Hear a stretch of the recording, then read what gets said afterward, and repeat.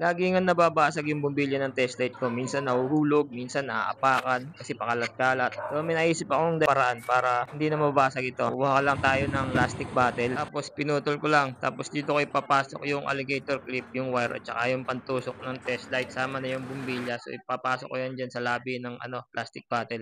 Ayan, so ganyan yung magiging kakalabasan niya. Lalagyan ko lang ng karton yan para sumikip dun sa labi ng plastic bottle. Ayan, gumupit na nga ako ng karton. Yan yung iikot ko dun sa bukilya ng bumbilya ng test light. Eto na nga, ilalagay ko na nga yung karton dun sa bukilya. Tapos ipapasok ko na lang yan sa plastic bottle. Tapos lalagyan ko ng tape para sumikip para hindi siya umaalog-alog at mahugot. Eto na nga, nakalagay na nga yung bumbilya, yung test light dun sa plastic bottle. So hindi na umaalog. Lalagyan ko na lang ito ng tape para matapos na, para okay na. Para hindi na siya mabasag pag kahit malaglag o matapakan man. Huwag lang talagang aapakan ng sadya, hindi yan mababasag. Eto nga't nilalagyan ko na ng tape para mas matibay. Tapos para magamit na, kasi may ginagawa ko ditong Aerox na hindi makita yung sira, yung pala fuel pump lang, ayaw mag-pump ng gas kaya ayaw mandar. Eto na nga't kahit ihagis-hagis ko sa lupa, asimento pala, hindi pala lupa yan. Alright, so hindi na nababasag yung test light ko. Ayos, satisfied na satisfied ako dito sa ginawa ko na to. Hindi na ako magagastusan at hindi na ako mababasagan ng test light ulit. Alright, di na nga ako nakapag-antay at tinesting ko na. So yan, ayos na ayos, marami na naman kikitain to.